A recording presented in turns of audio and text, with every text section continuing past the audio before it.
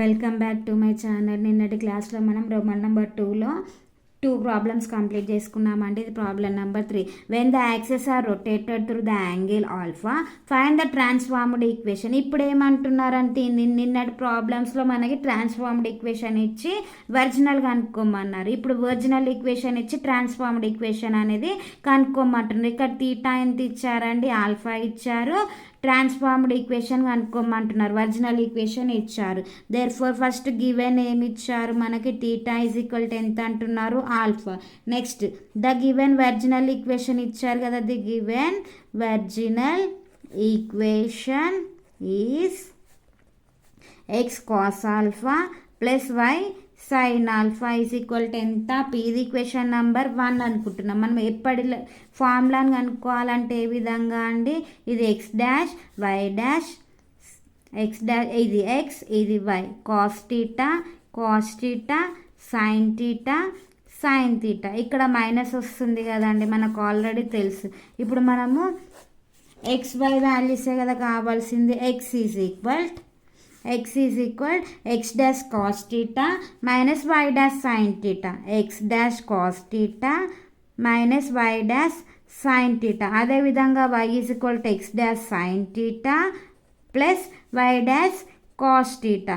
ఇప్పుడు మనకి x dash into cos theta అంటే ఎంత? ఆల్ఫా, అంటే cos alpha minus y dash sin alpha. ఇది ఎక్స్, ఇది y is equal x dash sin alpha plus y dash cos alpha. ఇప్పుడు ఈ ఎక్స్ వై వాల్యూస్ని తీసుకెళ్ళి మనం ఈక్వేషన్ నెంబర్ 1లో సబ్స్టిట్యూట్ చేయొచ్చు కదండి. అదే రాస్తున్నాను. X comma y values substitute in equation number 1. ఇప్పుడు ఎక్స్ అంటే ఏంటి? X dash cos alpha minus y dash sin alpha into cos alpha.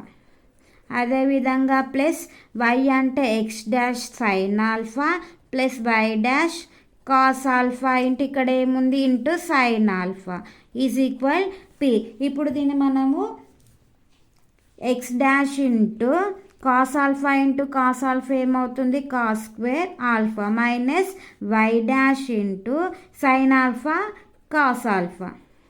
Next x into ఇక్కడ సైన్ ఉంది కాబట్టి x dash sin into sin square alpha plus y dash into sin alpha cos alpha is equal p. ఒకసారి y dash sin alpha cos alpha plus y dash sin alpha cos alpha cancel అవుతా, మిగతాది ఏం మిగులుతుంది? X dash cos square alpha plus x dash sin square alpha is equal P.